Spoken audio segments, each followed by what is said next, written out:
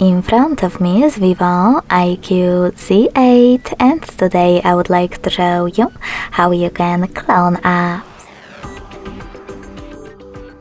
First of all, go into Devices Settings and scroll down to access Apps section.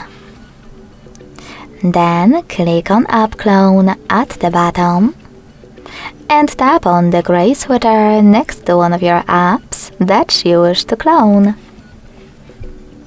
So when I go back, as you can see, my TikTok app was successfully cloned.